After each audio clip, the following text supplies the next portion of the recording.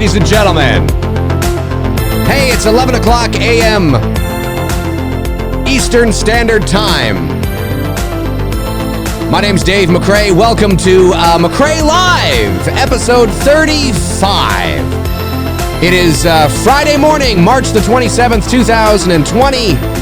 11:01 a.m. Eastern Standard Time, coming to you here from the VoiceMann Studios in Toronto.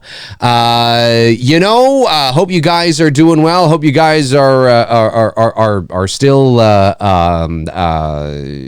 hanging in, hanging in. Hope you guys are hanging in because obviously it's still a very interesting time for everybody here. In terms of what's going on with COVID-19. I always like to refer to it as COVID-19 because about a week or so ago, somebody reached out to me who was a healthcare professional. I don't know if they were a paramedic or a nurse, but they reached out to me and they said that, yes, it is a coronavirus, but there's many types of coronaviruses. Apparently, the common cold flu is a type of coronavirus. SARS, 15, 16 years ago. What was it, 2003 or 4? That was a coronavirus, right? So there's many types, and then you got to go in and sort of, narrow it down to the specific sort of strain, which is why they eventually called it COVID-19. And they use the analogy of pizza. Like there's many different types of pizza, but this here is specifically a pineapple and pepperoni pizza, which is potentially more dangerous than the 3 cheese anchovies pizza. You know what I mean? Like it's all pizza, but it's specifically this kind of. So I always like to refer to it as COVID-19 because of that, because it's very sort of specific, and I'm a specific kind of guy. But anyway, I hope you guys are hanging in and everything is going well for you, and still trying to get through this crazy time. Today I wanted to talk a bit, and I've talked about this before on the channel as of recently, or as of recent as just, probably this past week or so. And I've touched on it a few times because viewers have asked questions, but I decided to sort of dedicate a show topic to it because I think it's, it's fun. And obviously in the world of entertainment, the news is very far and few between at the moment because most productions are shut down, including even the independent scene. I mean, even myself with It's Me, Billy, we were going to launch our Indiegogo campaign next month. Obviously that has been delayed. We will reassess come the end of April. Dylan's new Nightmare, where I play Freddy Krueger, obviously was going to start shooting at the end of May. That has been delayed. I had a great conversation with Vincent DeSante, or Vinny. I'm an East Coast kind of guy, Vinny, on Tuesday. And of course, he's the writer, director, producer, and star of Never Hike Alone and the upcoming prequel, Never Hike in the Snow.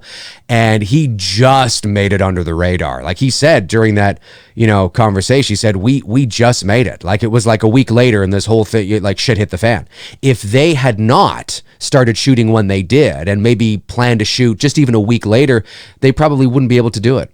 And he said we'd probably have to delay it by another year. So, I mean, it's affecting everybody. Even in the world of voiceover, it's affecting us as well. Now, thankfully, most of us voice actors do our work from home, or can if we're set up to do so. If we're working at a certain level, we are set up to record from home. But even then, I mean, still about 40% of the work I do is in studios in Toronto, and of course, they have to deal with their stuff and they're rearranging stuff, and that puts me. I mean, I was supposed to be in a studio in Toronto a couple of days ago doing some national spots, and I haven't heard back, and they haven't rescheduled to do it from home, which I said I can do, but I haven't heard back because they're probably dealing with other shit as well, trying to reschedule other stuff that's put their stuff, but and I'm just the VO guy, right? So there's a ton of other shit that they're dealing with and trying to rearrange. It's throwing everybody in the air. I mean, it's throwing everybody up in the air, I should say. So hopefully you're hanging in and everything's going okay for you, as I've been saying quite a few times here. And Jason Wiley says, never put pineapple on pizza, folks. How dare you? I love pineapple on pizza. But Dave! I love it. I love pineapple on pizza. Although I haven't had pizza in quite some time.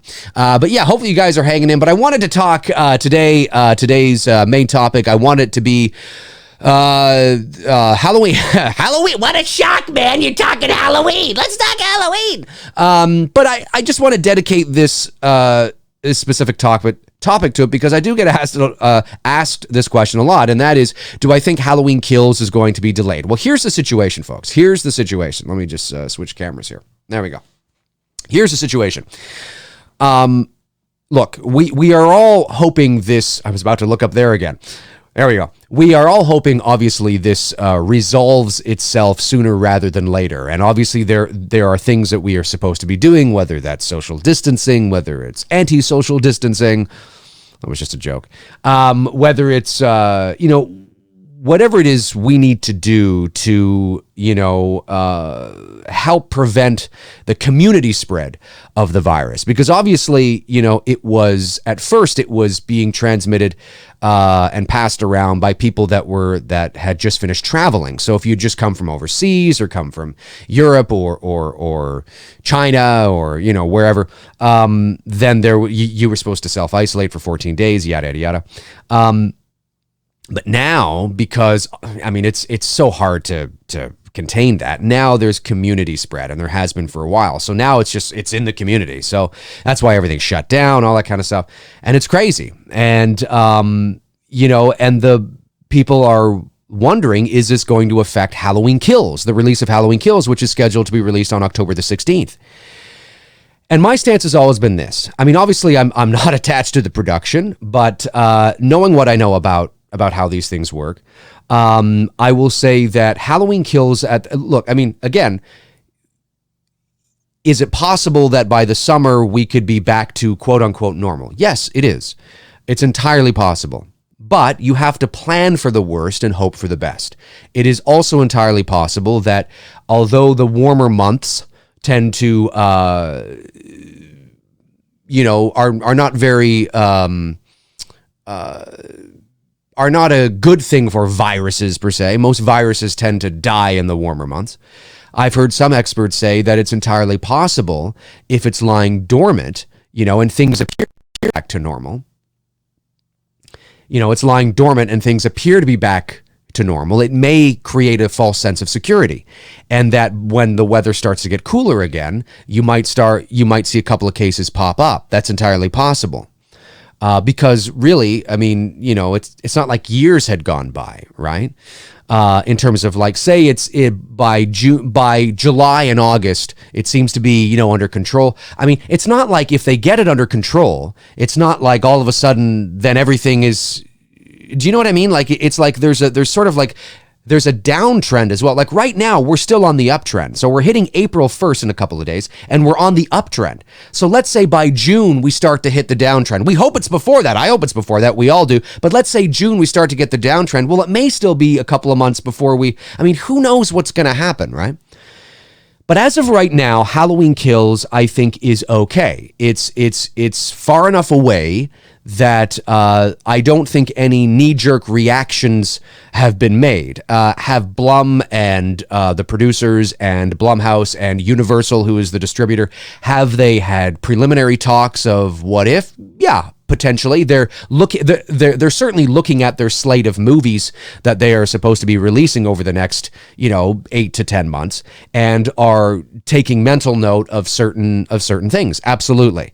But Halloween Kills at the moment, I would say, is okay. But you get to August, and if we're still sort of in the thick of it in August, it wouldn't surprise me if it was moved. Now, the question is, people are saying, will it go to streaming? Well, maybe. I can see Halloween Kills going to VOD more so than I could see a gigantic blockbuster. I've talked about this, and it's totally true. We don't live in an era yet. We don't live in a day and age yet where you can make something like a Marvel or Star Wars film that costs you $150 million to make. You double that, maybe even triple it, or almost triple it, depending, for your marketing, right? Because that's your production budget. If they say a movie costs $150 million to make, that's your production budget. That doesn't include your marketing. And so some of these big blockbuster films, although they might say they cost $150 million to make, really, when you factor in the marketing, it's like, $350. So it's insane. we don't live in an era yet where you can make that kind of money on streaming and VOD. And the reason for that, well, there's multiple reasons for it, but one of the big ones is that even if you charge somebody $30 to watch a movie, who's to say that I haven't invited 30 of my friends over, right? So they're losing money big time. To make, $1 billion on streaming we're not there yet. We're not there yet. You make a movie that costs $2 or $3 million to make, maybe, right? You make a movie that costs 10, maybe, so to recoup the costs of something like a Halloween Kills is more probable, but still difficult to do on streaming. But studios do not want to release their studio films that are intended for the movie theater. They don't want to release those on streaming. They don't want to do that. They want to get them into the theater. So it wouldn't surprise me, and I'm not saying that this is what they're going to do, but hypothetically, if they had to move Halloween Kills, and obviously we don't know how long that would be. I mean, maybe it's by a month and it's released in November, and you think, well, that's kind of dumb. I get it. I totally get it. But I would gather because they made $254 million at the box office, they're not likely wanting to release that movie on VOD. The 2018 film I'm talking about, right? I mean, when you make that kind of money at the box office and you got to release then your sequel on VOD, they don't want to do that. They don't want to do it. So it wouldn't surprise me if they push that movie to March 2021. Now, I'm not saying they're going to do that, but that's a good month to do that in. If you had to push it, but you don't want to push it, you don't want to have them too close together, Halloween Ends and Halloween Kills, it wouldn't surprise me. It wouldn't surprise me if it was pushed to March. I don't think you'd push it to December. I don't think you'd push it to January. It wouldn't surprise me if it was pushed in that direction. But I don't think they're going to do that. At the end of the day, I think the goal is to really, focus on getting that movie into theaters on October 16th. And I still think it's possible. I mean, will we be in the same position between, now and October? Probably not. So, at the moment, I say Halloween Kills is okay. But this is a day-by-day, week-by-week thing. I mean, even for It's Me, Billy, our goal was to launch our Indiegogo campaign next month, run that, and then we wanted to shoot in November. Well, when I talk to Bruce and he talks to me, and I talk to my cast and the crew, I mean, we are all sort of, November is still on the table. It's still there because it's far enough away. But if we can't launch our Indiegogo campaign, let's say until August or July, because it's not indicative for us to do so, because we don't want to launch our campaign when, people are out of work and people need to spend their hard-earned, money not on It's Me, Billy. They need to put food on their table. They need to buy diapers for their kids. They need to buy toilet paper, dare I say it.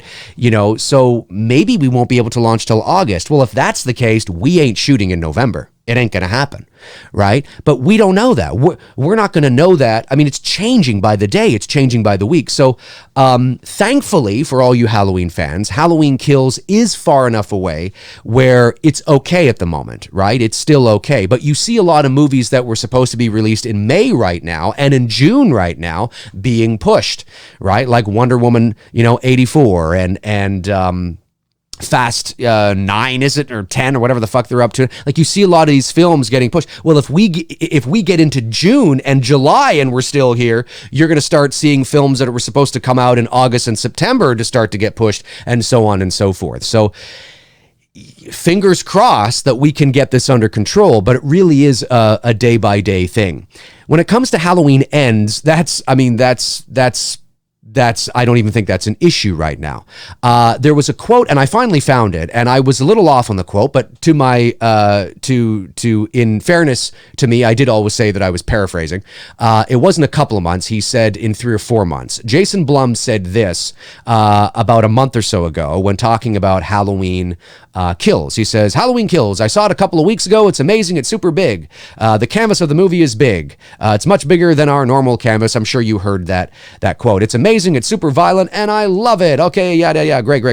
And then he says, the third movie, we're not going to start shooting that for 3 or 4 months. So this is about a month ago. So April, May, June. So he was looking, according to Jason Blum now, he was looking on shooting Halloween Ends in 3 or 4 months. So that would bring us to, June or July. Why you're shooting a Halloween movie in June or July, I really don't understand. Maybe it's the tax cuts. Maybe it's I don't know. I have no idea where they're shooting. I would assume they'd go back to Carolina. They seem to really like that because I think David Gordon Green and McBride are from there, aren't they?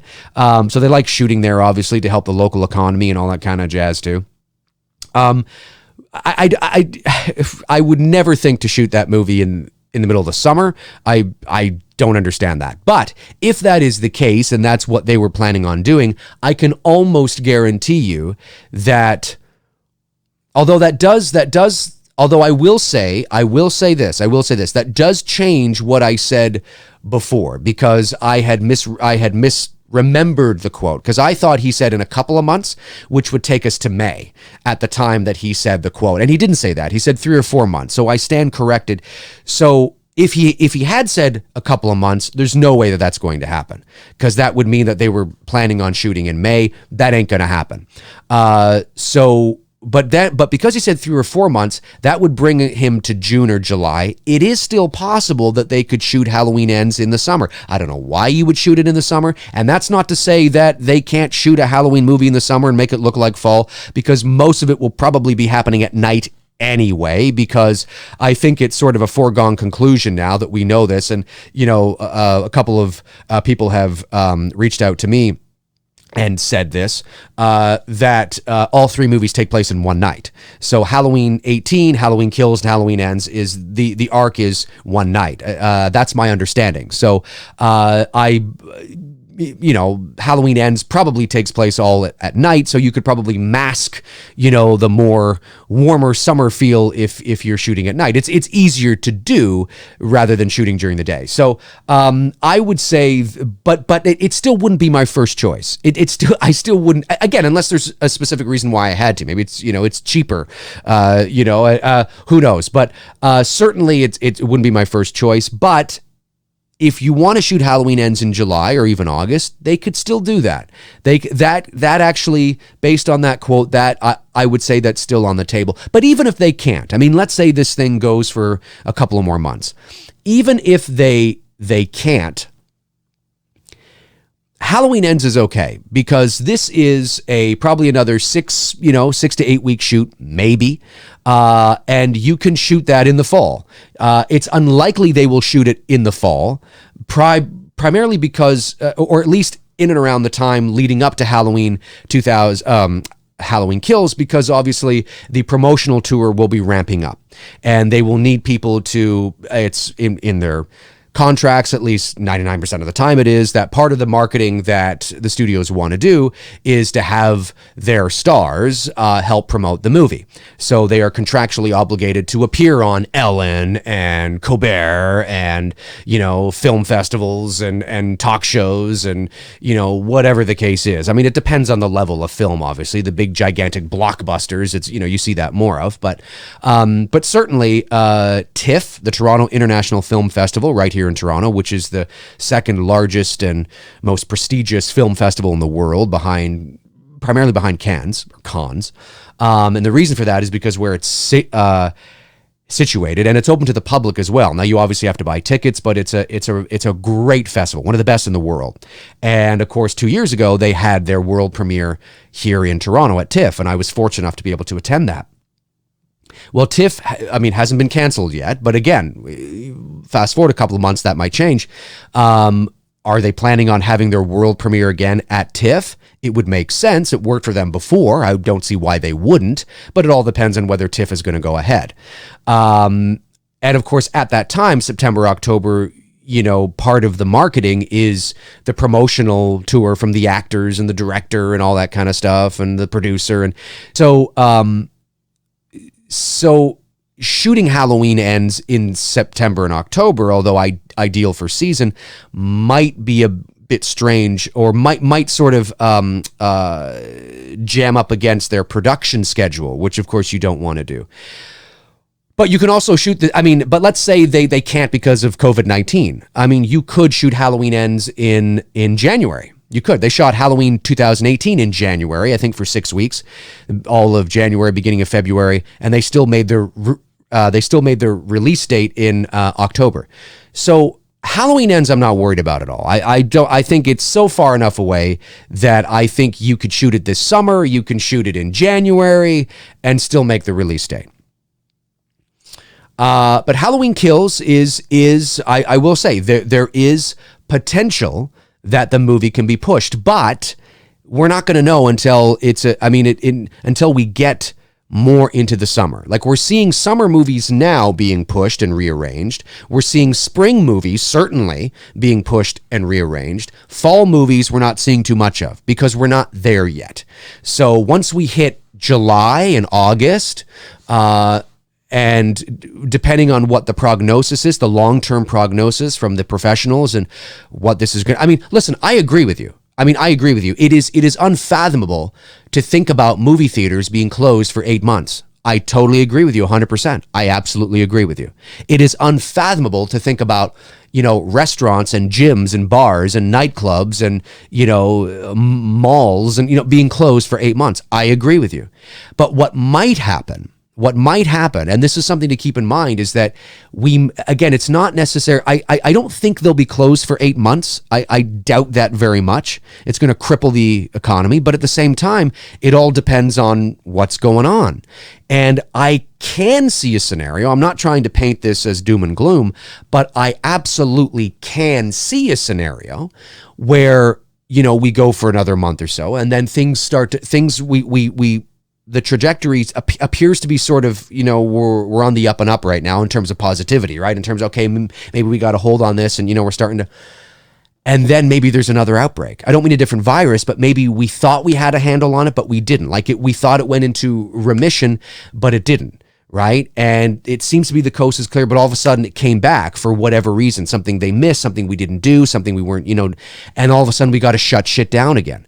I'm not saying that's going to happen, and nobody wants that to happen, but that's why essentially we're taking it so seriously now, or why they're taking it so seriously now. It's one of the reasons why is so we don't do that. We don't have these false senses of security and false starts, because that in and of itself will cripple the economy. Up again, down again, up again, down again, up again, down again. We certainly don't want that. So it's a real interesting time, but to say that no, Halloween Kills will definitely not be delayed is ignorant and naive. But to say that Halloween Kills won't be delayed is just as ignorant and just as naive. Maybe not saying Halloween Kills will definitely be delayed. I shouldn't say that's ignorant. I would say that that's cautious. But to say definitely, I think is, we don't know yet. We don't know yet. But to say that it definitely won't, I think is a little more ignorant and naive because of the scale of what we're dealing with. We haven't seen this before. I'll be 41 in May, and I've never seen this before. And certainly people that are even in their 60s have never seen this before. People in their 70s have never seen this before. So it's a very interesting time that we're in, and I know it feels very surreal, and sometimes it might feel not as bad because if you're inside all the time and you're not really feeling the effects of it directly. And if it's true that you can carry it without knowing it and not showing even any symptoms, then certainly that's problematic as well. So I just think it's important that, I wanted to touch on this because I wanted to sort of, let people know that I think Kills is far enough away that we're okay, but let's not fool ourselves here. It is entirely possible, depending on where we are in the next couple of months, that movie will get delayed.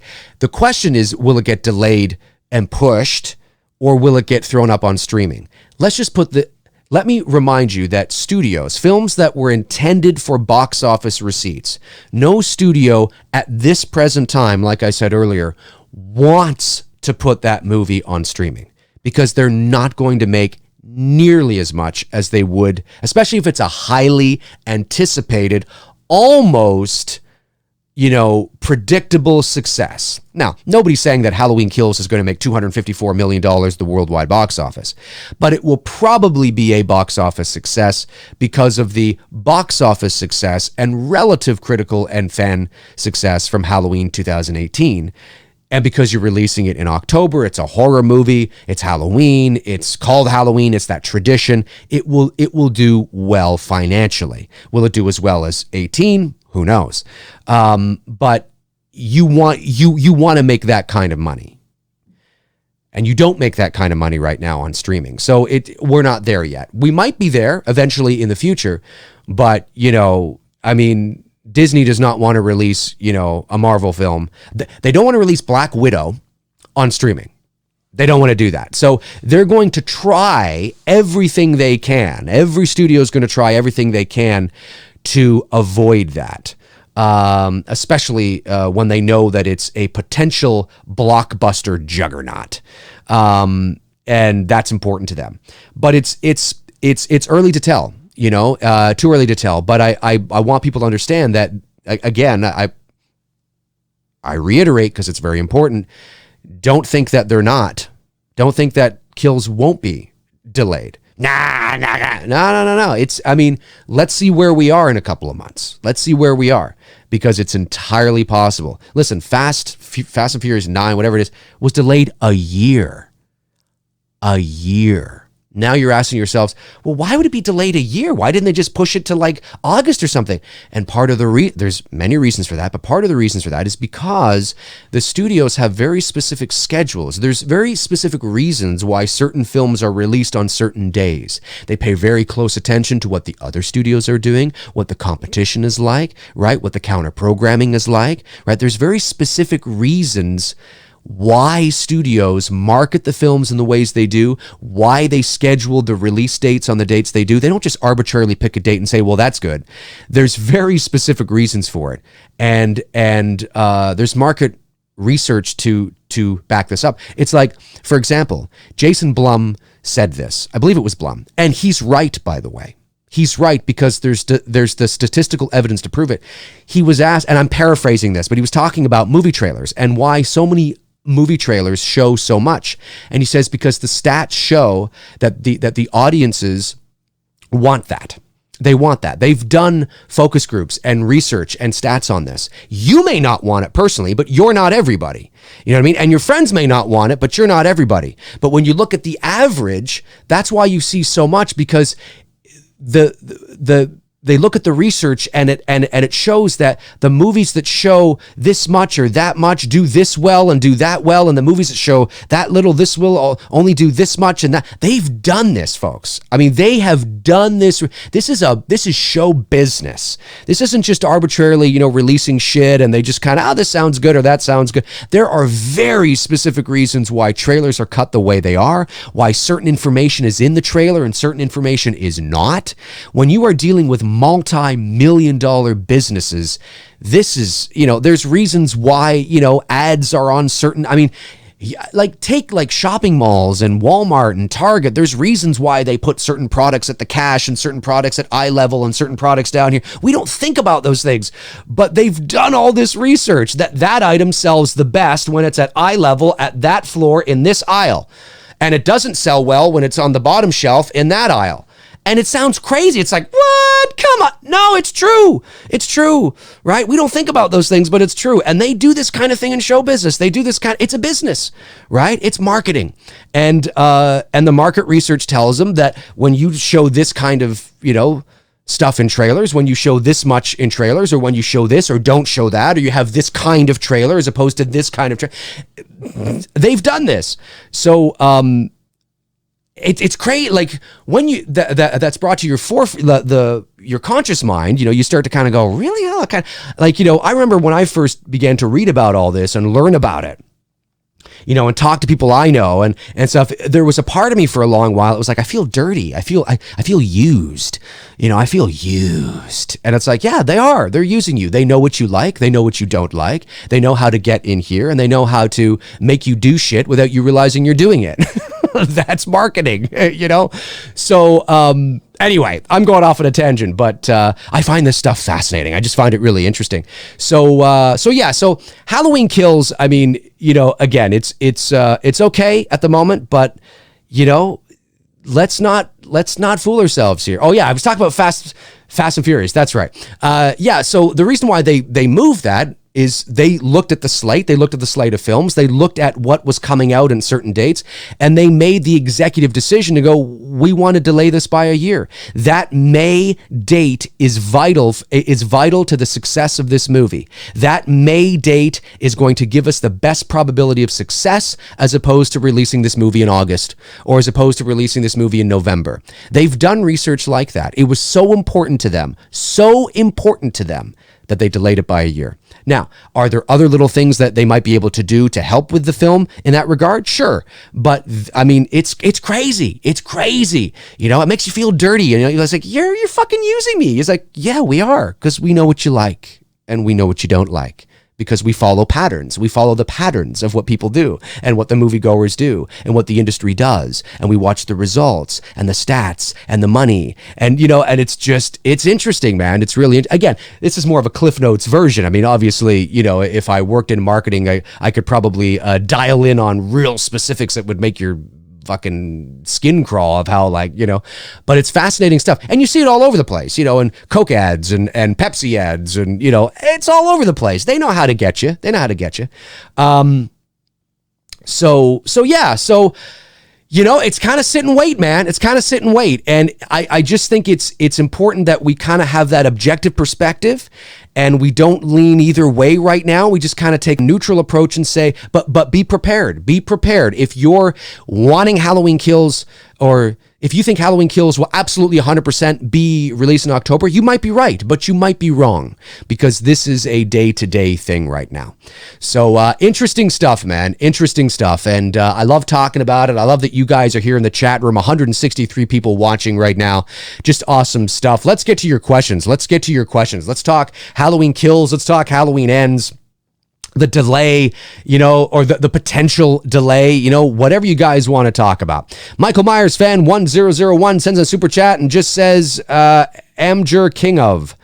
Amjur King of? I don't know what that means, but thanks for the super chat. Jack Ella sends a super chat. Thank you, buddy. Says, still look more like fall than H5. You mean if they shot it in the summer? Maybe. Who knows? I don't know. I found that quote very interesting. And again, this isn't just arbitrarily... Again, they're not just arbitrarily doing this. I mean, I don't know why they decided, or why Blum said that, you know, we hope to shoot in what did he say? His exact quote was, the third movie, we're not going to start shooting it for 3 or 4 months. Okay.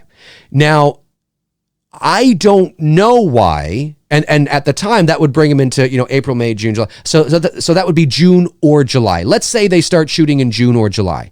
Well, when you think of it on a surface level, right, that seems weird, because this is a Halloween movie, and you'd think that foliage was a big part of it, and the environment and the mood and the atmosphere. But like I said, the whole movie may be taking place at night, so it might be irrelevant at the end of the day. You can get some leaves, blow them across the street. It's at nighttime. You really don't notice a difference, depending on how you shoot it. But it's important to note, because I see some people going, well, that's just dumb. Why would you not do? There's obviously a very specific reason why they would have chosen those months. Scheduling is one, right? Maybe that's when all the actors could do it. You know, there are certain, God, there's the tax breaks and there's a variety of reasons that could contribute to the scheduling of a Halloween movie in the summer to shoot. And one of them is very rarely, if ever, an arbitrarily throwing darts on a calendar saying, let's just shoot it there. Yeah, why not? No, there's specific reasons why. Maybe they wanted to shoot in October. Maybe they wanted to shoot in November. And they couldn't because of a variety of reasons. There's reasons for it. Let me see here. Juron the man, Juron? Huron. Is the J silent? I'm butchering it. I know I am. I know you have a video on it, but quick thoughts on Child's Play 2019. I just watched it last night. It was okay. It was okay. Not bad. I've been hearing people call it awful. I thought it was okay. I enjoyed it. It was an interesting sort of kind of take on the story, and it was different enough, but similar enough where I found myself enjoying it. Although I will say this, and I don't say this as a voice actor. Well, I guess I say this as a voice actor, but I'm not saying this because I think they should have got me. That's not why I'm saying this. I'm actually coming at this from an objective perspective. I don't know if Mark Hamill was the right choice for Chucky. He was the right choice from a business perspective, because I remember when they made that announcement, I thought that was brilliant, because they were already behind the eight ball with just doing this movie. And then when people found out it wasn't going to be about a curse and all that kind of stuff, and it was more technological and, more AI and things like that, I remember they thought, oh, fuck that, all this bullshit and fuck this shit and all that kind of stuff. It was a brilliant marketing move and business move to hire a fan favorite adored by every nerd on the face of the planet, Mark Hamill. And he's a talented VO actor, 100%. Makes sense, right? The problem I find is that I think he's too identifiable. And I think Mark's voice is too recognizable. Maybe not to the average moviegoer, right? Which, of course, this movie had to appeal to as well. I mean, maybe not to my, girlfriend or to, Jimbo Bob down the street or something. I mean, but to the nerds, to the horror fans, to the sweaty, pop culture nerds, he's got a very recognizable voice, even when he's just talking. And all I could hear was Mark Hamill. And Mark Hamill doing a villain, he's got to be very careful that he doesn't dip into Joker territory. Joker here, and then he kind of, and when he's doing, hey Andy, like it sounded a little, it was just too recognizable. Like when Brad Dourif did the voice of Chucky years ago, I mean, he was a virtual nobody, and it just blended in with the doll. I think what Mark did was great. I'm not critiquing his performance. I thought what he did was great, but I wonder what it would have been like. And I'm not saying that it would have brought its box office up by double. I'm not saying, or have any effect on the box office. I'm just talking from a pure sort of creative kind of thing, where I'm kind of like, oh, maybe it would have been better if you had somebody that we couldn't recognize. We had it's just a neutral sort of creepy voice. It's awesome, but it's not like, oh yeah, that's totally Mark Hamill. Oh yeah, that's totally so-and-so. You know what I mean? Because I could hear Mark a lot, and there was a few little times in there where I kind of heard a little bit of Joker. Not to the extreme that he takes, not like that, but just a little kind of, so I kind of still feel that. But obviously, I mean, the demand for a child's, it was an acquired taste. Mancini fans, bit of a hiccup there. Obviously, Don Mancini fans, are not happy about it. Don Mancini's not happy about it because he's off, doing his sci-fi show. But I don't know. Even if with Don Mancini's approval, I don't know if Child's Play would have done better than it already did. And people have said, well, it's because of Toy Story. It's not because of Toy Story. Toy Story is counter-programming, and it's not like the next weekend Child's Play's box office only dipped by 10% and suddenly it went up. No, the movie was it made its money back. It barely, if it broke even, it barely did. It made about 40-something million worldwide. But it wasn't a huge success, and I don't think they're going to make another one. I really don't. Maybe, but I doubt it. Child's Play, just the demand for Child's Play is just not there anymore. I mean, the last several films have just gone straight to VOD anyway. It's just, and they do that because they know they're not going to make any money at the box office. It's just not there, but I thought it was fun. I thought it was a fun movie. And I enjoyed it, but I couldn't care less to watch it ever again, or see a sequel to it. I didn't like it enough, but I did like the song, "Hey, my buddy, da da da da da da da." Boy, is it ever catchy! It's really, really catchy, really catchy. Jack Ellis says, thoughts on the H Kills fake script leak? Well, I read most of it, and like I said before, and thank you for the super chat, Jack. I read most of it, and like I said before, whoever wrote it knows how to write a screenplay. And what I mean by that, when I say knows how to write a screenplay, I don't mean that it was good. It wasn't terrible or anything like that, but I wasn't particularly enamored, buy anything. I'm just talking about the structure, so that's why it was easily, that's why I think people were easily fooled, was because the structure of the script is correct. So whoever wrote it knows how to write a screenplay. But then I asked myself, if this wasn't an early draft, which according to Blum and Ryan Turek and everybody, no, it's completely fake. I don't know who the fuck wrote that. I don't know who the fuck wrote that. No, it ain't ours. Okay, let's say they're telling the 100% truth, right? And it really is not theirs. Why on God's green earth would you, write put that much effort into it's not like even it's a Halloween fan film. It's a direct sequel to the 2018 film that you could never produce. You could never produce that. And I just find it just such a waste of time. Why don't you write, unless they were planning on making a fan film out of it, but when you look at it, this is a heavy duty, this is going to cost you a few $1,000,000 here, and so I was always I was like, why are you wasting this?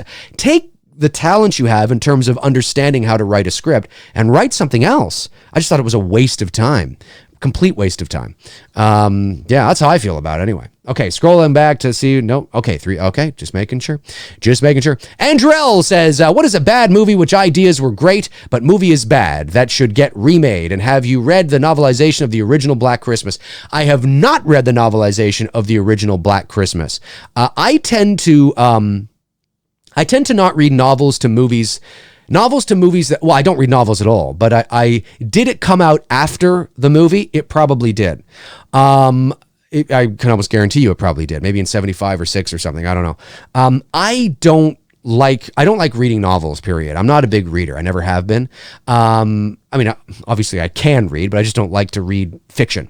And I will say that I don't like reading books that are based on movies but come after the movie. It's the reason why I never read the original Halloween book.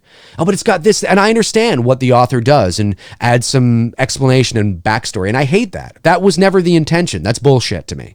That's there because a lot of the times, Halloween as is doesn't translate very well into a novel. So you need to add certain things to help make it a little more interesting and give more context for the reader. And I understand why some of that backstory context is there in the Halloween novelization, but that was never the intention. And I just don't like it. I don't like things like that. So I will never go back and read a book that gives more context to things. I was like, no, just fuck that. It feels chintzy to me. It feels cheap, and I just don't like doing that. And that's not to say that there aren't some out there that aren't really good, but I'm not a big fan of that. So no, I haven't read it, and I don't know what year it came out, but it's safe to say it was probably after 1974 for sure. Mason James says, Dave, I think it would have been a smart idea to give us a sense of the timing during 2018 so that kills and ends make sense to us being in the same night. Oh, I see what you mean by timing. Well, if you pay close attention to some of the scenes in Halloween 2018, like when either Julian or Vicky, I think, is it when Vicky's putting Julian to bed or when she's going up the stairs? One of the moments right before she gets killed, in that moment, at that time frame, in and around that time that Vicky gets killed, she's on the stairs, or somebody's on the stairs, and there's a clock behind her. And the clock, I think, says like 10 to 10, 9:50 or something like that. Maybe it's 8:50. It's either 8:50 or 9:50 or something like that. Now, of course, you don't see a minute hand. So, you could justify that and say, well, no, the clock was broken, right? Because even, a broken clock is right twice a day. But you could say, well, no, the clock was broken and it really wasn't 9:50. It was 7:30. You could do that because it's not like, you could totally do it. You could totally do it and say the clock was broken. Also, too, something that I discovered, and I think I might be able to bring it up here. Did I save it? God, I hope I saved it on my desktop because I thought it was really funny. Or maybe I put it into a folder. Let me see here. I'm just looking on my desktop here. I actually was able to catch the time on Karen's phone. And it's funny because the date is completely different. The date is different, but the time is later that night, which makes sense. The time is something like 11:30, I think, or something like that. Geez, sorry guys, I don't know where I put it here. I'm probably not going to find it. This always happens to me. I think of something that I know I have, and then I can't access it because I don't know where the hell I put it. Unless I put it in, let me see here. Where's that other one? Oh, I'm missing a folder. I don't know. Oh, wait, maybe it's in this folder. Ah, I found it. I found it. Awesome. Okay, let me just go to my other thing here and bring this up. Appreciate your patience, guys. You guys rock. And then I'll go get this. I'll go into this folder, and there it is. I'll bring that up. And then I'll just do this. Okay, so here's what, this is so funny. So this is an actual screenshot, okay? An actual screen grab of Karen, the character of Karen, her phone. This is an actual screen grab from Halloween 2018 of her phone. And it's hard to see because the scene is very fast and she's talking and, she's doing this, she's talking to the police, but I find it funny. And I was the first to catch this. And because I was looking for time, I was looking for times because I was trying to decipher what times there are. And somebody said, well, it says 11:15 on Karen's phone, which it does. So when Karen is talking to the police outside of her place and she's frantic, apparently it's 11:15, but it also is apparently November 2nd, which I find absolutely hilarious. So, what is the likely scenario here of why that says November 2nd? It's probably not because it's November 2nd. Obviously, this is more than likely, I would say, a prop phone. I would say the likely scenario is that the filmmakers just didn't think that you would catch November 2nd. Or maybe they wanted to see if you did. No, I'm telling you right now, no filmmaker does. Not in that way. Certainly, it was probably I would say, a mistake. And this is obviously not Judy Greer's real phone. She wouldn't be using her real phone. This is a prop. And it says 11:15, but it says, I think, what is it, I think it's Saturday or Tuesday or something. Yeah, November 2nd. Funny. So that's a big mistake in Halloween 2018. The Manhammer AR-15 says it was incompetence. Yeah, it could have been that too. Could have been absolutely that too. Let me go back to my. There we go. Okay, I'm back. If I got louder there, my apologies. I have everything. The levels look good, but sometimes when I bring up photos, I get a bit louder, and I don't know why that is. But anyway, pretty funny if you think about it. So Friday, November 2nd. That was says. Okay, thank you. Friday, November 2nd. So there you go. Friday, November 2nd. But anyway, but the point, the reason I brought that up was not to really pat myself on the back and say, oh, hey, look, I noticed this mistake. It was more to show the time. And according to that scene at that moment, it's 11:15. So is it possible that is the right time and that 9:50 or 8:50 on the clock behind Vicky was the right time? Yes, this is maybe a bit later and it's 11:15 p.m. now. Sure. And is it possible that Halloween Kills then takes place over maybe from midnight to 2 or 3 in the morning, and then Halloween Ends is from 3 in the morning to 6 a.m.? If it is true, and if my sources are correct, and all 3 movies take place in one night, then that's what's going to happen. And I know some people are like, yeah, but it's not Halloween night then, right? I mean, once you get past midnight, it's November 1st technically. And it's like, well, I think we're playing with some, I mean, yes, technically you're correct, but I think it's safe to say that Halloween night is anything from, 7 or 8 o'clock at night, right, on October the 31st to the next morning. I mean, it's still nighttime for all intents and purposes. And I think it's okay because most of Halloween 2 from 1981 no doubt took place at the wee hours of November 1st as well, right? So I think it's, that doesn't bother me. That doesn't bother me. Like, as long as you start your mayhem, you start your, movie, Halloween, whatever film it is, begins on October the 31st. I couldn't care less that it goes past midnight to 4 or 5 in the morning. So I think that's okay. So that's entirely possible. And then Halloween ends at dawn, when day breaks and Halloween is officially over. You know what I mean? So that's how I see it anyway. That's how I see it.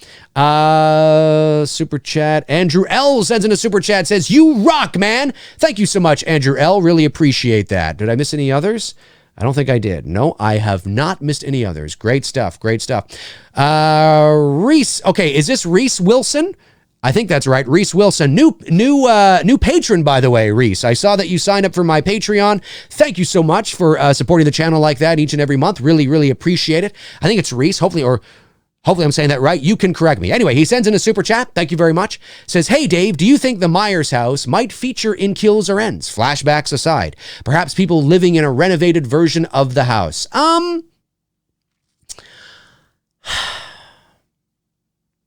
I'm going to go out on a limb and say no to Halloween Kills, but strong maybe to Halloween Ends. I will be surprised if the Myers house is featured in Halloween Kills. I don't think it's going to be. But I say maybe in Halloween Ends, because I think maybe I'm thinking too much about my sequel concept idea. I think I would like to think the Halloween fan in me, the filmmaker in me, the creative in me sees opportunity and sees an opportunity to bring something full circle. And now how you do that within the details of the narrative, you can either do it right or you can do it wrong. But I see an opportunity there, and I would like to think that they see that same opportunity. Now, that doesn't mean if we never see the Myers house again, that Halloween Ends won't end, satisfyingly, and we're all like, wow, that was a really awesome ending. I mean, that can still happen, of course. You don't need the Myers house, to make that happen. But I have to admit, I think there's the potential of a big opportunity there to really sort of, utilize. And so I think, in fairness, full disclosure, part of the reason why I think we really might see it in Ends is because I think that's kind of like I'm hoping we do. And they would probably have to rebuild it, or at least, rebuild the outside and then use sets as the inside, because obviously you can't use the actual house anymore anyway.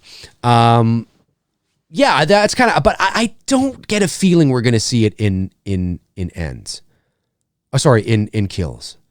Although maybe. And, maybe that's what, how there's the rumor going around from those that were able to see the test screening, saying that there's a character that returns that has not been disclosed yet. Well, from a certain point of view, the Myers house is a character. Or was a character, right? It definitely was a character in the original movie. Sometimes locations can be characters in and of themselves, 100%.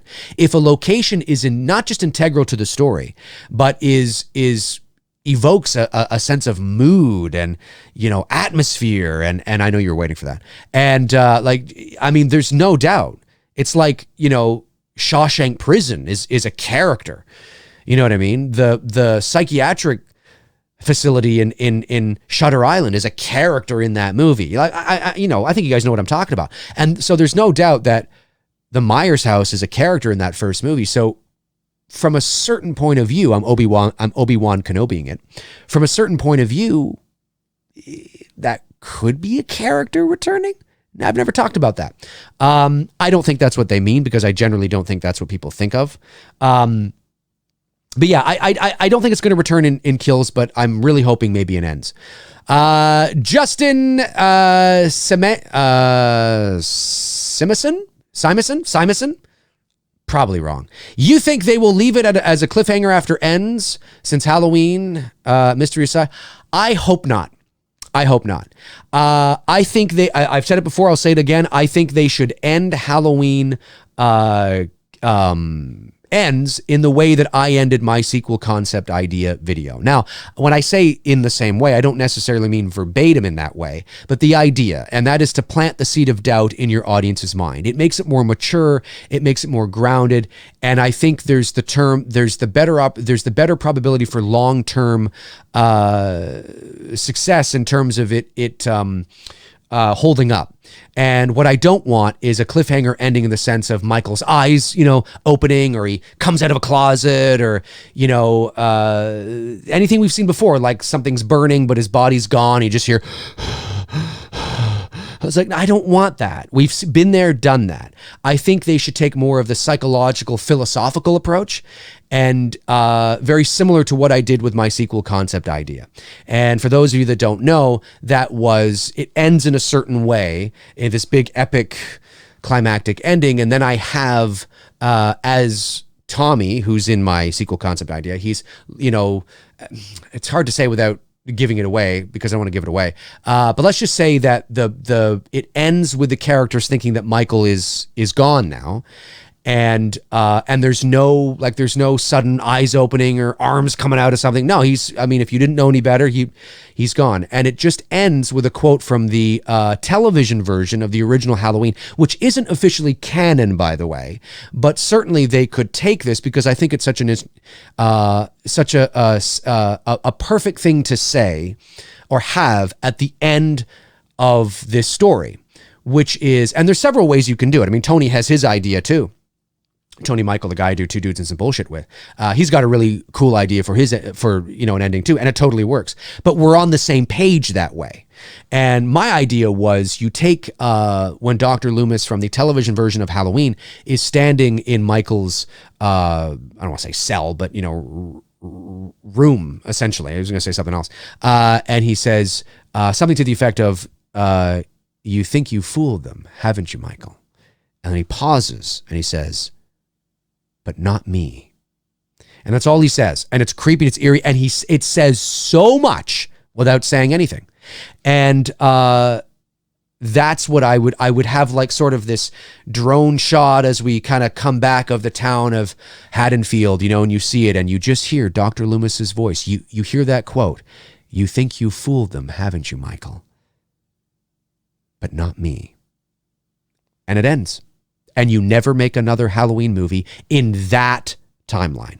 Maybe you reboot it, 10 years down the road and you retell the story. But that time, the original story as we know it, as we've come to know it, whether it's the H2O or Resurrection, or, whether you follow that timeline or whether you follow this new incarnation of Halloween in these 3 new films, it ends it on a note that I feel is mature and interesting, and it plants the seed of doubt in the audience's mind where they sit there and they go, "What? Oh, is he?" But the trick is to never make another one, because you want to let that fester. You want the conversation to start. You want people to start talking about that. Do you think I don't know. What do you think? What do you think that means? Why would they have to do things? Blah, blah, blah, blah. And you've done your job. You've done it. You've succeeded.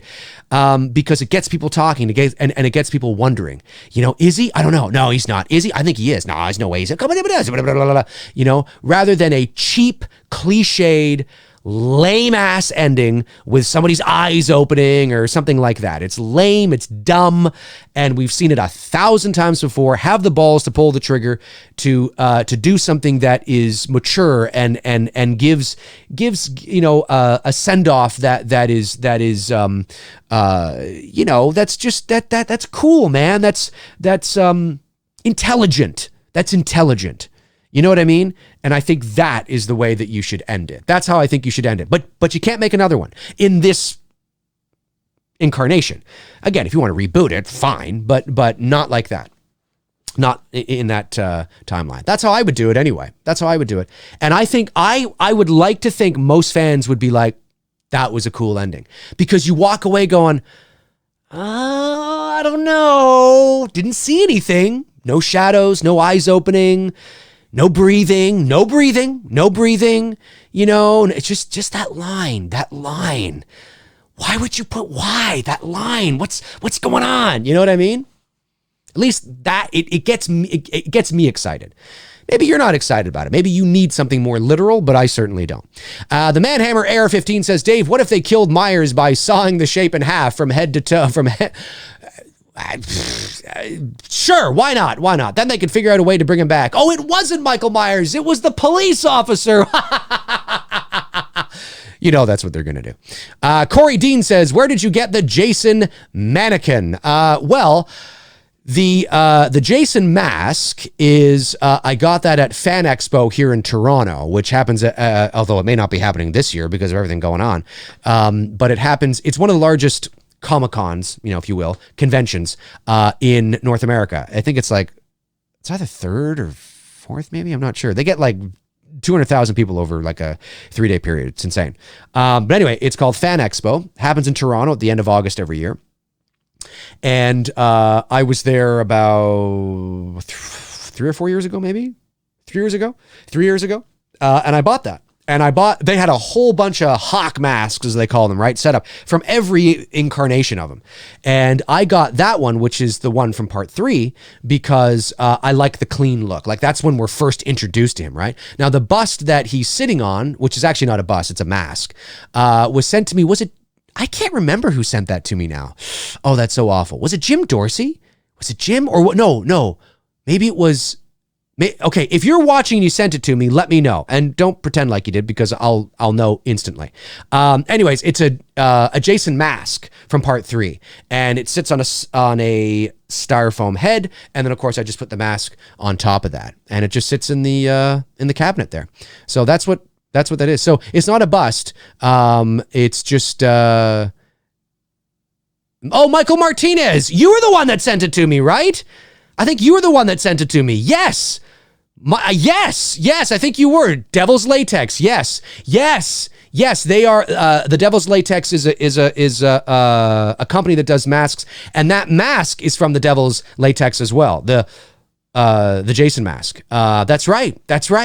Michael Martinez. Yeah, how you doing, buddy? Yes, that's right. I haven't seen you in here in a while. Or maybe I see you, but I've so much thing going on. Great to see you again. Yeah, that's right. Awesome shit. Sits back there and it's awesome stuff. And of course, that's the one, the mask I wear in the little Jason dancing videos I do. So it's always fun. Yeah, the Devil's Latex is a company up here in Canada that sells latex masks. David Ferguson says, do you think they would get away with doing a Halloween movie with a copycat killer like Roy Burns from... No. Nope. I mean, you never say never. I mean, at the end of the day, a good movie's a good movie, right? I mean, it's not impossible to do a really good movie like that. And people are like, fuck, that was really good. At the end of the day, winning solves everything. But do you want to take the risk is the question. Do you want to even approach that idea and take the risk? I just don't think you do. Because Michael, again, he's the brand, right? He's so embedded into the brand. Oh, I just noticed that my little thing wasn't up there. There we go. Now it is. I don't know what happened there. But now it's up there. Let me see here. Dylan Prell says, so the Jason from Friday the 13th Part 3 is your... favorite incarnation of the character. Part 3 and 4. I like 2 as well. Like 2, 3, and 4. 2, 3, and 4. But certainly those are my favorite incarnations. 2, 3, and 4. Yep. Okay, I'm just going back. I did not miss any super chats. Good. I hate missing super chats. Yardy No 21. Yardy No 21. I like that name. Yardy No 21 says, howdy, Dave. I can't help but think what the new poster will look like. Although the poster for H18 was kind of bland. It got the job done. What do you think the H Kills poster will look like? Great question. I think it will be more involved than the H18 poster. But I don't think it's going to be anything crazy. I don't think it's going to be like, I think it will have an aura of simplicity to it still. I think there will be more to it. Like, I don't think it'll just be the mask, or the mask burned. Although that would be kind of cool. No, I think that you would have like very much kind of like how the Halloween 4 poster is there. Like you have like it's a like maybe they'll have the mask and they'll have maybe like, you know, some Laurie's house on fire or something. You know what I mean? Like something in the background, and that's it. That's it. Like it's not going to be heavily involved in terms of artwork, I don't think.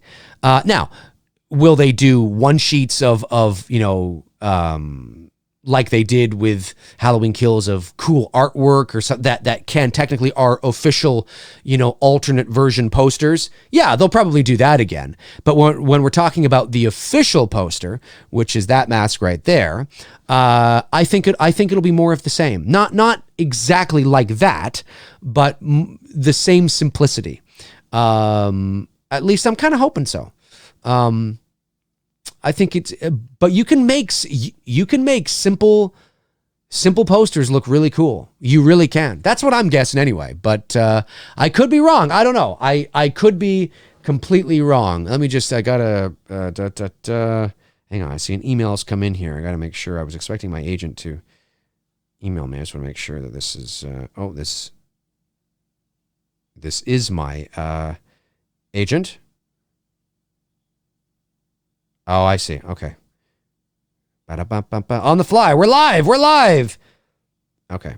My animation agent, but they're talking about, yeah, a lot of the back and forth with my agents over the last couple of days has been in regards to home studio setup and what kind of gear do you have and what kind of microphones do you use and all that kind of stuff, because obviously for the foreseeable future, you know, I mean, I do most of my work from home anyway, like I've said 1,000 times, but the work that I would ordinarily do in studios in Toronto are now being sort of, you know, moved over to home studio sessions. So there are a lot of people that are just asking about, you know, what's the setup like? What's this like? What's that like? So that's what that email was about. That's what a lot of them have been about over the last couple of days.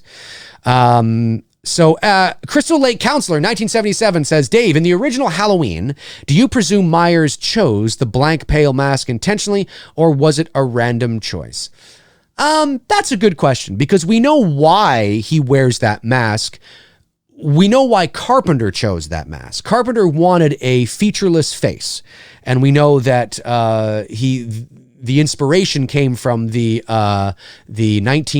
50 or Eyes Without a Face, 60, excuse me, 1960. The 1960 film Eyes Without a Face, which I still have to see. I want to see this movie. Maybe I will.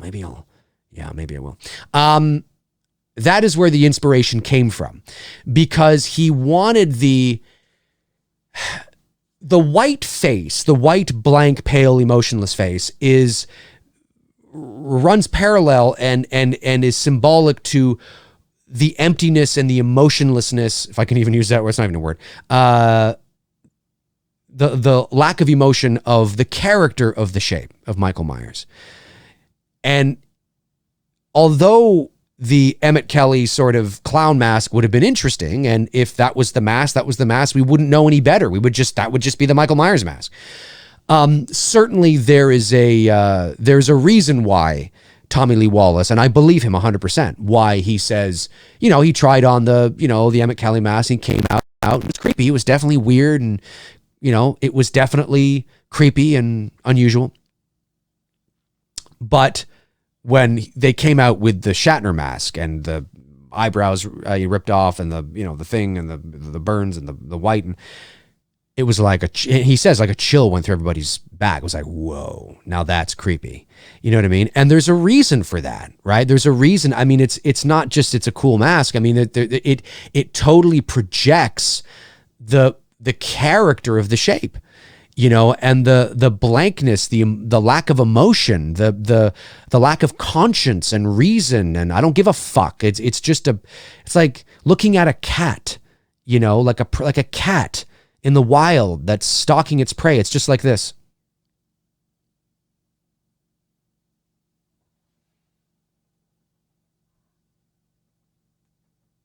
Do you know what I mean? Like, it's just like, it's fucking creepy as hell.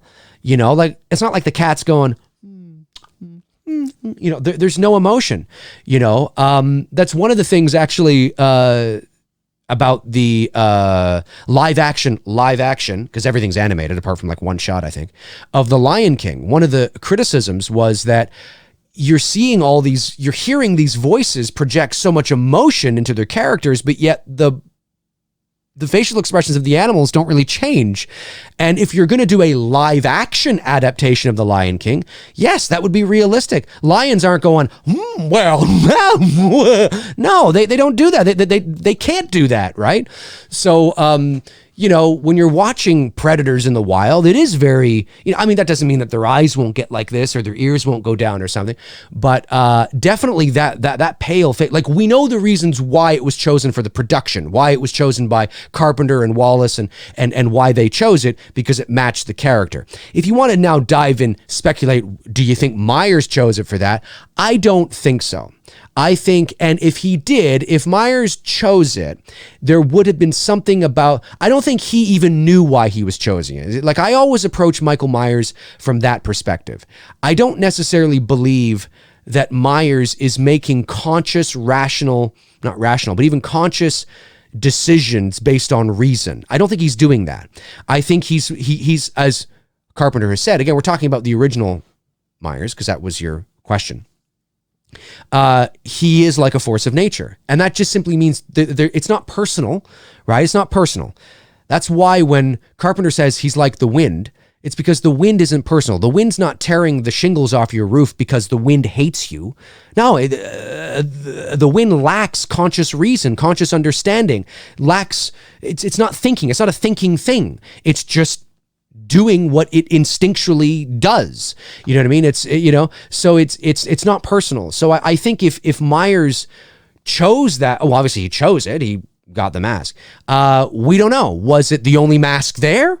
Was it the only mask on the shelf? Was it one mask of 30 masks? We don't know. We have no idea. So was that the only mask he took?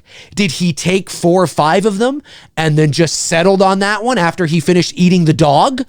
I don't know. Like, we have no idea, right?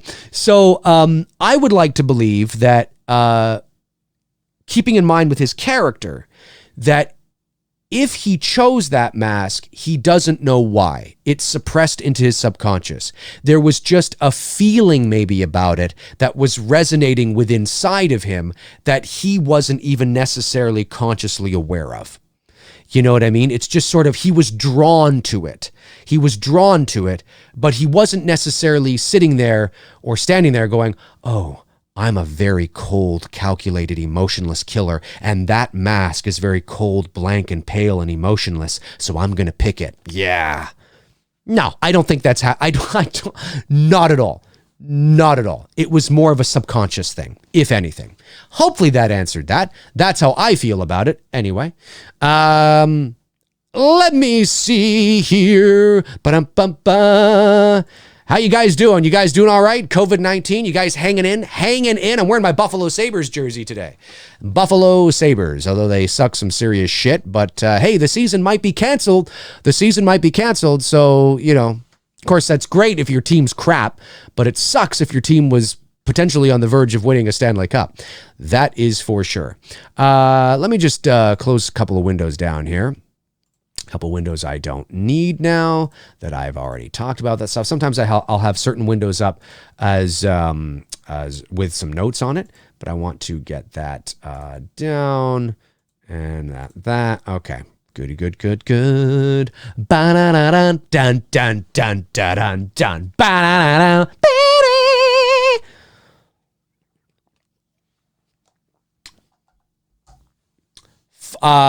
Folsom Proctor. Folsom Proctor? Dave, since we pretty much know that Halloween Kills will be very gory, does this limit the probability of having great suspense and tension? In other words, does more gore usually mean less suspense? I would say generally yes, it does mean that, because it always means that in a sense, but again, it depends on what the buildup is like, right? You can achieve genuine, authentic suspense in the journey to that gore. But if Halloween 2018 is any indication of what we're going to get, Halloween 2018 was mostly void of any sort of genuine, real suspense. There were moments I liked. There were suspenseful moments.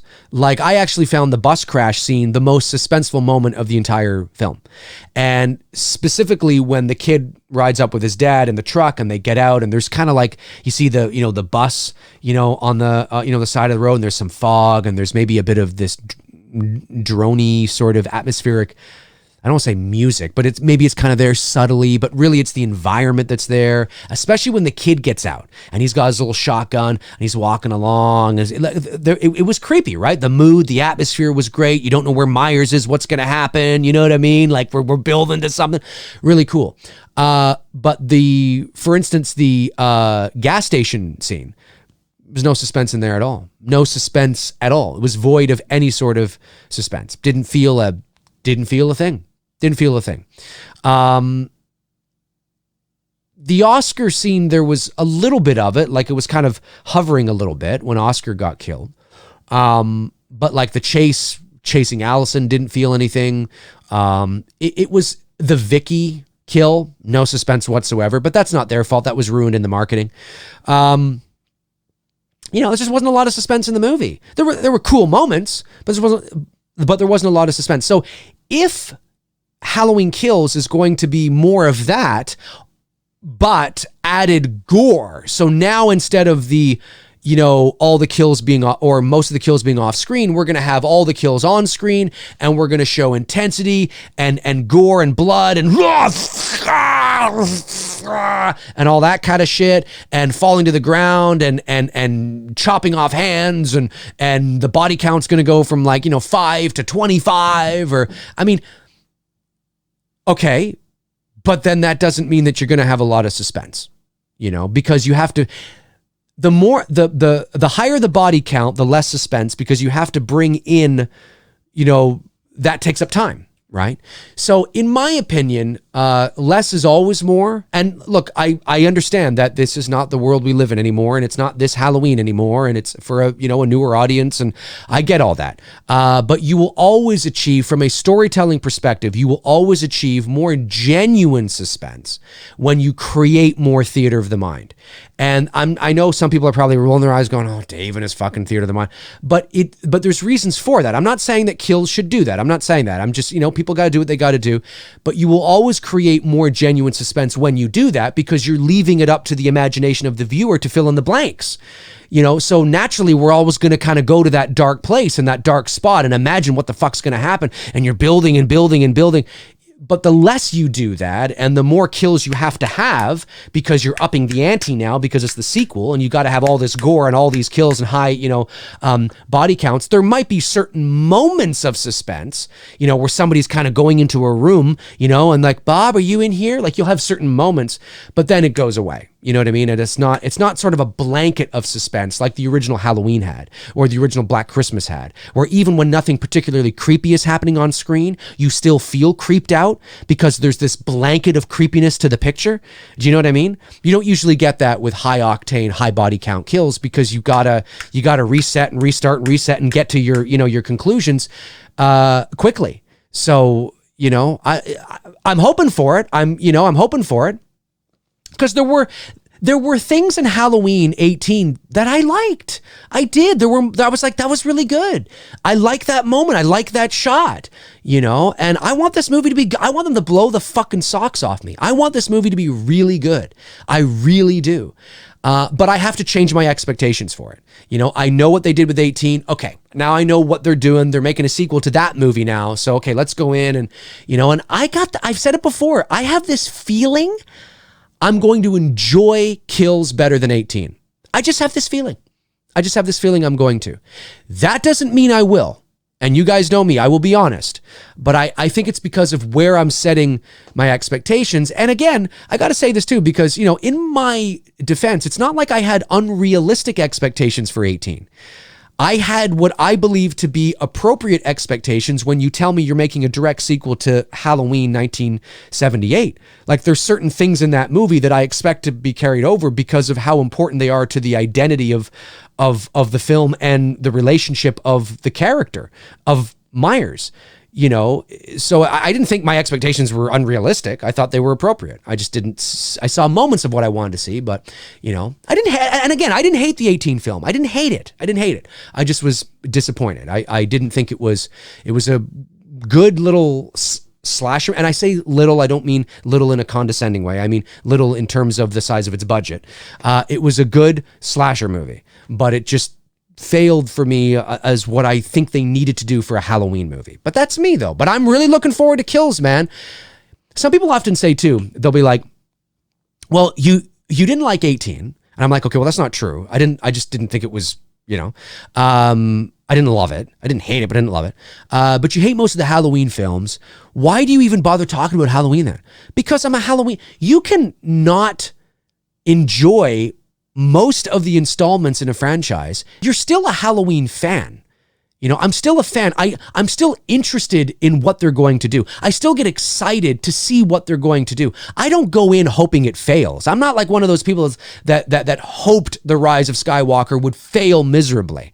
I'm not one of those people. You know, Rian Johnson could make another Star Wars movie. I hope he doesn't. But if he did, I would be pulling for him because I want it to succeed. So I want this to succeed. I always get excited to talk about Halloween. I'm always interested in what they're doing and the nuances and the details of the production and the cast and the story and where they're going and what it means. Because I'm a fan. I'm a Halloween fan. So I can talk about this and still not like and not favor most of the installments that they did. You know what I mean? I mean, it can still be that. You can still do that, right? It's like being a Buffalo Sabres fan. I'm still a Buffalo Sabres fan. They're still my favorite team, even though they've never won a Stanley Cup and they've sucked dog shit the last 10 or 15 years. Still a fan. Still a fan. A couple super chats came in. Let's see. Skyline retracted the message. Oh, wait a minute, but he adds it again. Hell, that's okay though. 2 super chats. Really appreciate you supporting the channel, buddy. He says, hey Dave, hope your day is going well. It's going pretty good. What are your predictions on the poster trailer release dates? Do you believe they might be pushed back?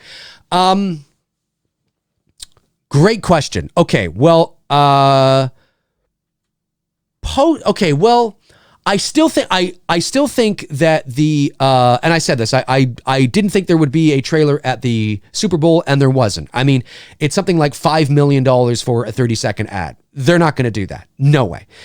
We didn't get it. I said we're not going to get it with The Hunt, and we didn't. I think if in a perfect world and everything is fine and this COVID-19 shit's not there, I think where we were probably going to get it and still are probably going to get it would be in and around the end of May, beginning of June in terms of the trailer, because Universal, which is the distributor for Halloween Kills as well, is releasing Candyman in theaters June, 8th, 7th, 6th, something like that. So I think it's likely that we will see a Halloween Kills trailer, our first look at Halloween Kills in terms of a trailer, probably, I would say, now, that it would be attached to Candyman. Now, I think we're going to see it online before that, like a week before that, or 4 or 5 days before that, or the week that Candyman is being released, we'll get like Kills, you know what I mean? But when you go to see Candyman in the theater, if we are able to go see Candyman in the theater, you would see a Kills trailer attached to Candyman, because they're both released by Universal.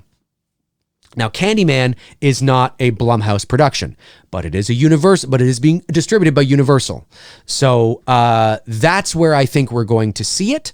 And I still believe you can release it then, even if we're not in, we're not movie going at that moment in terms of theaters.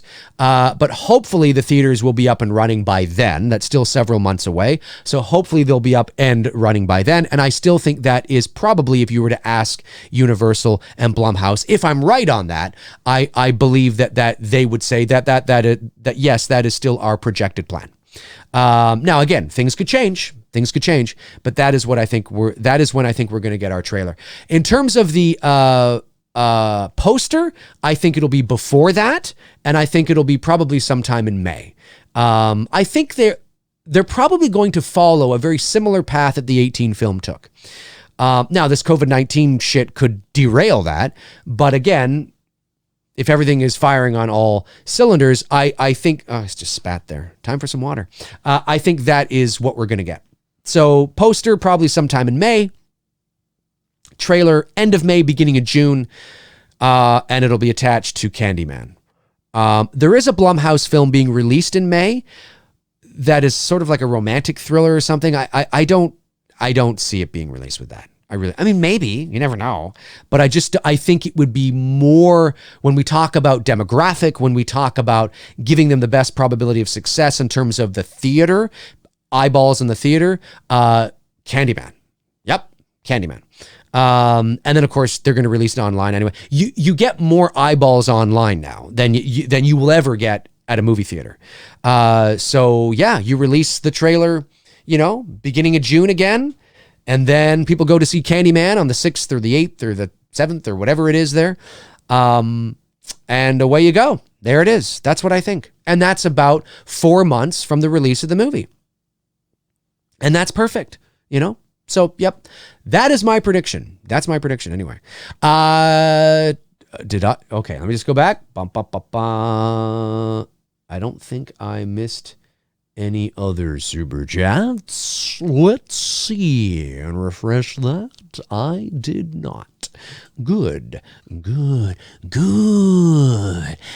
can feel your anger. There's a funny video I think it is on my channel. No, actually, I think I removed it because of the whole, I keep wanting to cross my arms, but I hit my little thing here and it feels awkward. I think I took it down because of the whole when the guidelines thing with the whole new, was it COPA or whatever? I want to say COVID. The whole new COPA guidelines, but I think I took it down because I didn't want any issues. But it was funny. It was only about 30 seconds long, and it was the scene with Luke and Vader and Emperor Palpatine in the throne room in Return of the Jedi. And I dubbed myself over as Emperor Palpatine. And I dubbed myself as Luke's thoughts, because he actually doesn't speak during that. And I'm like, strike me down with all of your naked, and your journey towards the dark side will be complete. But I lined it up perfectly with his lips. Now, obviously, he doesn't say naked. He says hatred. But so that doesn't quite match, but it's the same length. So I was just laughing at myself. I thought it was hilarious. And you just see Vader there kind of like this, and Luke's like, naked? What the fuck's going on here? Like, what the fuck am I getting myself into here? It was really funny. It was on my channel, but I had to delete it because of the whole COPA or COPA or whatever it is. I just thought it was best to do that because it's Return of the Jedi and it's Disney and it's marketed to, you know what I mean? Anyway, I thought it was funny. Let me see. I saw somebody I hadn't seen before. Where'd it go here? Mr. Genres says, I think they will really do something special with the Marion Chamber character at this, as she is now the closest we have to Loomis at this point. Yeah, I've been saying that for a long time. That out of everybody returning, but again, I don't want to sound like a broken record, but again, we gotta have our wits about ourselves. At least for me, I don't want her to divulge too much, and for the sake of sounding like a broken record, we do know, according to Jamie Lee Curtis, that the movie is going to be is going to be talking about trauma and sort of deconstructing the residual effects of all the characters. Well, I hope that doesn't mean Michael. Michael must remain an enigma. The mystique must be intact. So if Marion Chambers does talk about working with Dr. Loomis and give some more, context to Michael, I'm all for that, as long as it's not overdone, as long as it's not a diatribe of exposition about Michael Myers. But I'm really interested to know more about her character and where she's been and what she's been doing and what sort of value she brings to the table. Why is she in Haddonfield again? Why is she there? Because she didn't live in Haddonfield. Did she move to Haddonfield? I don't know. We know that Tommy, you could say, well, Tommy and Lindsay never left. I find that hard to believe, but you could say that. And Brackett, of course. But why is Marion there? I'm really curious about her character. And then, of course, Brackett as well, because, Brackett lost his only daughter to Michael, right? At least that's how I kind of see it anyway. Brooke Louie is here. Good morning, Brooke. It's only 9:28 a.m. in Phoenix. Yeah, it's 12:29 here. Dude says, "Hey Dave, would love to see a Ghostbusters chat stream from you after the next Afterlife trailer is released." That would be fun. Would be fun to hear you talk about the first two films and the new one. You know what? I will put that. I will keep that in mind. Definitely waiting for another trailer to drop, but that movie could get pushed. I mean, that movie's supposed to come out this summer. We don't know if it's even going to come out now. So we got to keep that in mind as well. We have no idea if this thing is even going to come out. So I don't know, man. It's really touch and go here at the moment with everything going on, you know. Aaron Click says, "I want candy, bubblegum, and taffy." Aqua Teen Hunger Force. Aqua Teen Hunger Force. I have never heard of Aqua Teen Hunger Force, unless you're just saying something completely innocuous and I don't even know what it is. I don't know. Duke Fleet says, "Dave, do you think H Kills will finally be released in October 2021? What do you think is going to happen with the fans if they do so?" Well, Duke, you must be a bit late. That's what I was talking about through the whole show. Well, H Kills is not scheduled to be released in October 2021. It's scheduled to be released this year. Yeah, go back and watch I just, because I don't want to keep, repeating myself, because we are live. So catch the beginning of the show and I talk all about that. Justin Simonson again says, "Hey Dave, I would love to see you have a Dave McRae live on Jaws and possibly the sequels and your thoughts." That's not a bad idea. It's not a bad idea. Maybe I will do that. I wouldn't mind talking about Jaws. Jaws, of course, one of the greatest films of all time. One of my favorite movies of all time. I'd be totally down for that. Matthew Hatsamilis. Hey, hopefully I'm saying that right. "Hey, Dave, have you been studying and analyzing the original Black Christmas film for preparation on your film? What elements of the OG film are your favorite?" Well, I know the Black Christmas. I wouldn't say that I've been formally studying it, because I know the film pretty well, like the original Halloween. But certainly there are things in that's a pretty ambiguous film. I mean, one could argue it's even more ambiguous than the original Halloween. We have no idea who Billy is. We have no idea why he's doing what he's doing. We don't even see him. We have no idea. And there isn't anybody there as a buffer like Dr. Loomis in the original Halloween. In the original Halloween, Dr. Loomis was our exposition. Dr. Loomis was our insight into giving us a little bit of context into what the hell was going on. And it was beautifully done because he gave us so much without giving us anything. All we needed to know was, I watched him for 15 years, sitting in a room, staring at a wall, not seeing the wall, looking past the wall, looking at the, I met this 6-year-old child, his pale, blank emotions, the blackest eyes, the devil's eyes. I spent 8 years trying to reach him, and 7 trying to keep him locked up because I realized, that was perfect. That's all we needed to know. We didn't need to know anything else. He said so much without saying really anything at all. But we didn't have that in Black Christmas. We just had to rely on the incoherent, sort of seemingly random rambles and voices from Billy.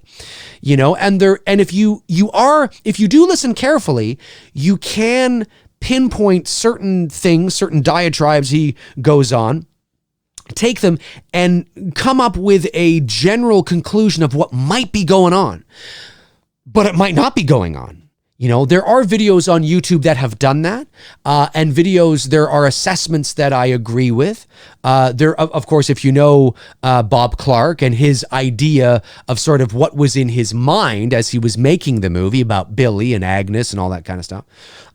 So we get a sense of that. So I definitely have paid attention to that. But you could make the argument that it's even more random than the original Halloween. Or more ambiguous than the original Halloween. But you said, what elements of the OG film are your favorite? I would say just that. I mean, just the theater of the mind, the absolute apparent randomness and ambiguous nature of the killer. I mean, Billy is even more ambiguous than Michael Myers. And part of the reason for that is because we had one remake in 2006 where he wasn't quite as ambiguous. They dove into the backstory. They opened it right up. They just put it all right there. But it wasn't well received. And then, of course, we had the 2019 remake, which had nothing to do with Billy at all. So the preservation of the original film has largely remained intact because it never spawned a series. It didn't spawn 5, 6, 7, 8, sequels with Billy as the killer, opening things up and, diving into the backstory. And, it really is preserved. And we knew that going in. We knew we wanted to, obviously, when you make a sequel to the original film, which is what It's Me, Billy is, you open yourself up to, having to open things up a little bit. But preserving the integrity of the enigma of Billy was important. And we think we've done that, but we've added another layer to it that's going to hopefully make you go, oh shit, okay, this is interesting. Do you know what I mean? But still preserving the integrity of the mystique of Billy, So, really interesting stuff. Thomas Buckingham sends in a super chat. Thank you, Thomas. Says, Dave, how vital was it for you that JJC returned? I wouldn't say vital. Because, listen, if it ain't broke, don't fix it, right? If it ain't broke, don't fix it. So I would say that, I would say that, in that sense, you definitely want to bring him back because he did a great job.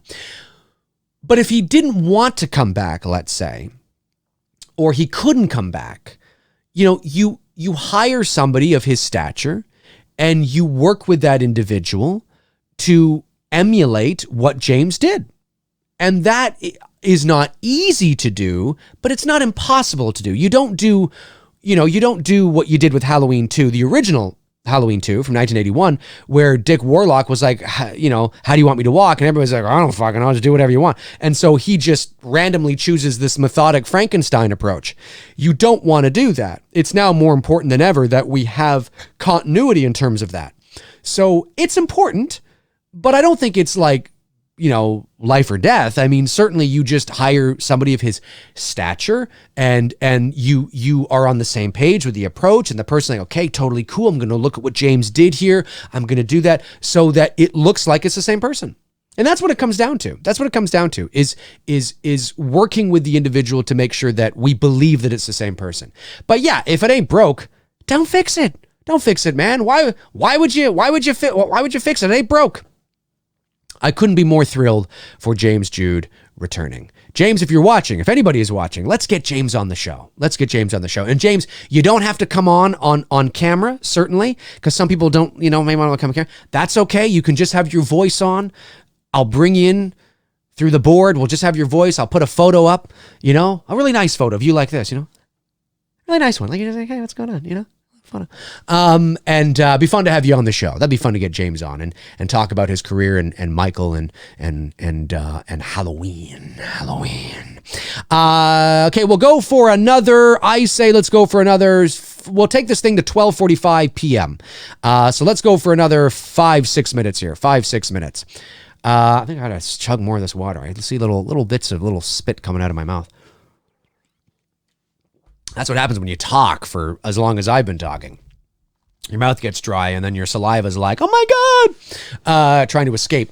Travis Lauderbaugh says, Dave, is there a TDSB tonight or Monday? I see. Oh, because it's Friday. No, we always do it Monday. Okay, it's always Monday. If you notice the pattern and you go back, you'll see that it's every Monday night at 7 o'clock. When we first started doing the show, it was every Sunday night at 7. But now we've moved things to Monday because we feel that's more practical and more practical for you guys. So it is. It's every Monday night at 7. The reason why we had one last Friday night was because it was Friday the 13th, or a couple of Fridays ago. Excuse me, was because it was Friday the 13th. So we never have a show on any other day unless there's a specific reason for it than Monday night. So it's Monday night at 7. And over the weekend, I'll make the post of what we'll be talking about and watching on Monday night. Hans Gruber says, Dave, do a studio tour of your vocal recording setup. Well, I can't do that at the moment because we're live, but certainly I can do that. Yeah, I will make sure to do that for you guys eventually when I have some time. Corey Dean says, Dave, how about those prank call tapes? Those prank call tapes? What prank call tapes? You got to be a little more elaborate with your question. There's a lot of people. It's like it's like I see so many people every day, right? That and I talk about so many things. You got to just remind me of what you mean. I'm not sure what you're referring to there. Reese Wilson says, "Hey Dave, how would you like the H Kills musical score to 2018? Something darker, perhaps reminiscent of H2." Well, I mean, look, there's no doubt that there will be new tracks, 100%. I like the score to Halloween 2018 a lot. I just think that the scenes didn't give the score time to breathe. There's certain scenes that I really felt that I remember, but for the most part, but to be fair, I've only seen H18 a couple of times. But when I listen to the soundtrack, I don't think of the scenes they're attached to because I don't think like there's some pieces that I'm like, oh, okay, yeah, I know what that scene's from. But I think the soundtrack was great. I just want the scenes and the soundtrack to breathe. Like I want more chase. I want a chase scene in H Kills. I want a chase scene where we can have like bum bum bum bum bum bum bum or whatever it is, whatever awesome, cool, synthetic Halloween John Carpenter score it is. I want a chase scene where we have time for that to breathe and marinate against the backdrop of this scene. That's what I want, So, but if that means making it a bit darker too, I'm okay with that. Yeah, make it a bit darker. I'm okay with that. Sure, why not? Oh, Corey Dean follows up, says, you said you had prank call tapes you did from back in the day. Oh, I do. Yes, I do. They're probably about 20 years old now. My dad has prank call tapes he did back in the 60s and 70s. And back then it was really easy to do because nobody had call display. Nobody had call waiting. No, there was no star 69 where star 69, you call back to find them. It was not like that at all. It was not like that. It was funny. Some of his calls are hilarious. And of course, I did my prank calls on the cusp of all that changing, really, like late 90s, when I was in college. And they're funny. I would have to dig them out and I would have to digitize them to get them into MP3 form. And that way I can play them for you. That's a lot of work. But yeah, that I wouldn't mind. Yeah, some of them, they're funny. They're really funny. Oh man, I wonder where those people are now that I prank called. And they're not like, I mean, they're like sophisticated, like they're not sophisticated, but they're like legit. Like I'm a character and I'm like, I keep them on the phone and I'm like, it's not just like, silly juvenile prank calls. There's an era or an aura, I should say, of intelligence to it. You know what I mean? Because you got to keep them on the phone, The trick to a prank call has always been that if you're going to, and it's so hard to do now, you can't really prank call anybody now. But back in the day, the trick was you have to make the call believable enough that the person stays on the phone. Because if you make it too ridiculous, then the person's just going to know that this is a prank call. But you want to plant the seed of doubt that they think that this is really somebody calling them, and that they're serious about this, but it's so absurd at the same time. That's the key. That's the trick. Iron Man says, hey Dave, what do you think about Halloween Ends being with H4? It was only original, Halloween Ends being what H4 was originally going to be, about Michael being dead, but still hunts Haddonfield. Why Blum said Kill's ending was so satisfying. I haven't heard that. Halloween Ends was originally going to... Hang on a sec here. Iron Man says, hey Dave, what do you think about Halloween Ends being what H4 was originally going to be? Oh, are you just speculating? Because I haven't heard that. I haven't heard that Halloween... I don't think Halloween Ends was originally going to be what Halloween 4 was going to be. I'll just say this. Speculating on that, I'll say that... it all depends on what Halloween Kills was going to be, because I mean, although this is not a trilogy, it's a quadrilogy. H18 Kills and Ends can act as its own thing. So H Kills is really the second act, and the second act is the most important out of a trilogy. It really is. If you don't stick the ending, Last Jedi, of your second act, it throws everything off, and good luck trying to make that up. So I would say that it all depends on what Kills was going to be. It might feel a bit anticlimactic if you have H18 and Kills as like one movie, and then you have to fast forward like many years and have H Ends. It feels kind of like, it might feel a little sort of like you're starting again.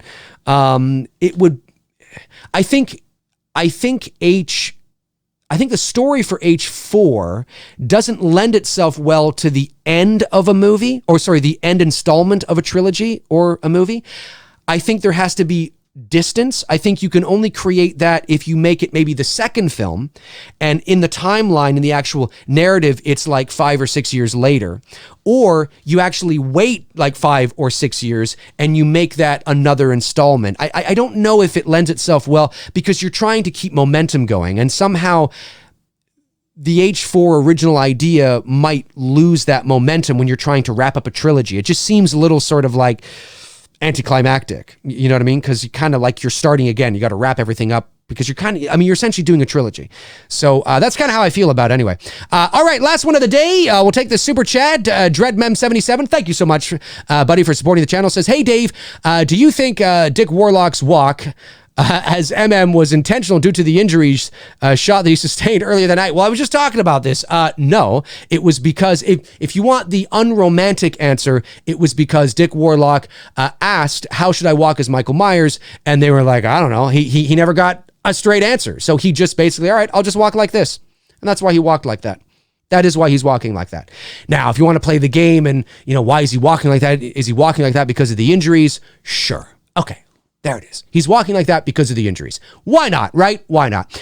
All right, folks, that is going to do it for me here on episode 35 of McRae Live. Always fun to talk some Halloween with you. Always fun to speculate on what's going to happen with Halloween Kills and Halloween Ends. Just to reiterate what I said at the top of the show, as I do when I talk about what I like to talk about, I think everything is okay at the moment. Certainly Halloween Ends is okay. I don't even think that is a factor. Halloween Kills is okay at the moment, but it is entirely possible, depending on what happens here with this COVID-19 situation, that it may get pushed. It is entirely possible.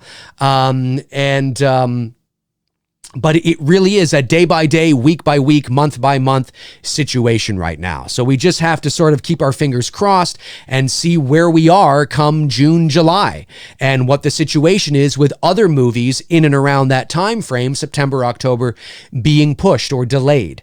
But always keep in mind that no studio wants to put their movie, when it was intended to have a theatrical release, certainly a highly anticipated movie that has the potential to make several $100 million at the box office, they don't want to release that on streaming.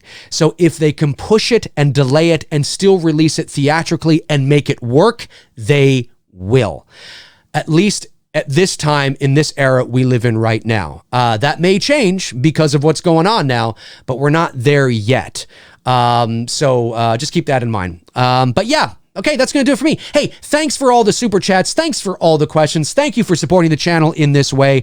Again, like I always say, I might be back at some point, with a standalone video, because that always can happen if something really grinds my gears or I want to talk about something.